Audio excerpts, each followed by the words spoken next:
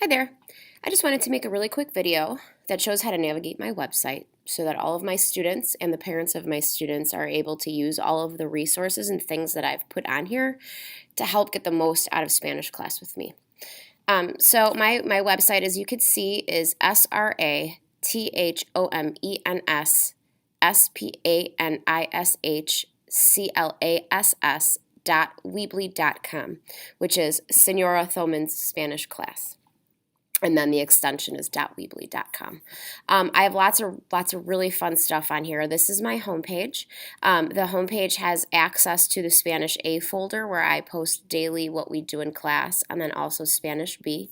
And then here you can see my widgets for my Facebook, Instagram, and Twitter that I do have my students update for me. Contact information is under this one. Class information, syllabus, things about how class runs are under this tab. I would say the two most important tabs on my website in general are the In-Class tab and the Helpful Stuff tab. If you hover over the In-Class tab, you can see we've got learning games, challenge material, the Avancemos book link, got a link to get to the Edmodo classroom, and then I've actually got some additional learning games from the curriculum that we used to use previously. If you click on learning games, it's going to open up a new browser window. This is the sister site that I created for my website that has all of the units of our book laid out. So for instance, let's say that you are on chapter preliminar. So you can click on this to get the objectives, and then you can click on here to get all of the Quizlet activities. So you'll notice if I click on this link, it brings me to this page to click on the Quizlet flashcards. When I click on that, it opens me to the window for the Quizlet preliminar flashcards, and you can see I've got all of these here. This is a free site for you to use. I did have all of my students create accounts, so everybody should be in here. If they're not, you could still access these flashcards without being in my class. Quizlet flashcards are great. There's a lot of different ways that you could utilize them. You can utilize them just as regular flashcards. And you have the option to have the audio on or off. If you have the audio on, it will actually read you the word in Spanish,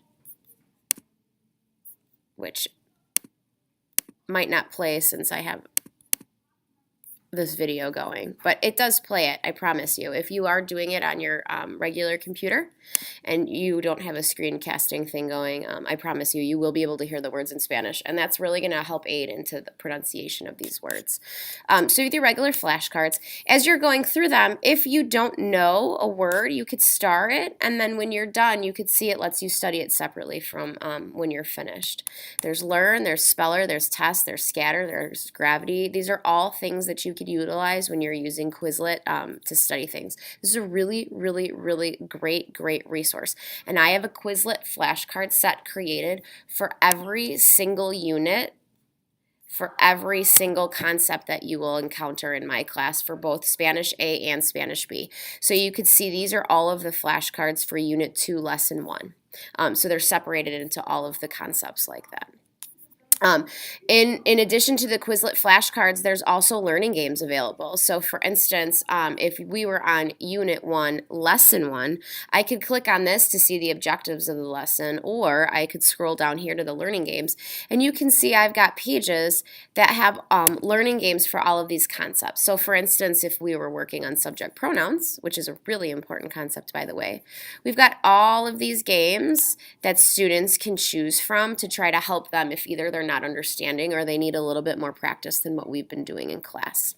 So this, again, just to review, is under the Learning Games tab of my normal website, which then will open you up to this, in which you could switch between all of the units and then Lesson 1 and Lesson 2. Okay? All right, so coming back here, we've also got this link here for challenge material.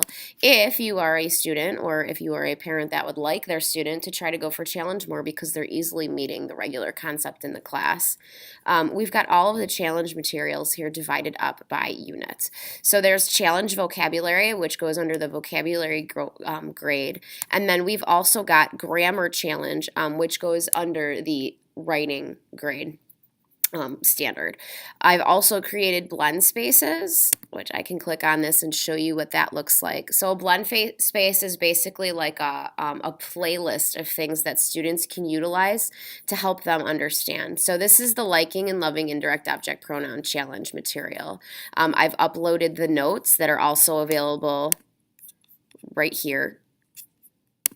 I've created a video that goes through the notes, and so I kind of instruct through the video. And then I've got some other websites and games and other practice things that students can utilize to try to understand the challenge material better. Challenge material is not something that we do go over in class, so if a student does want to go above and beyond and learn the challenge material, they are going to be required to do it on their own.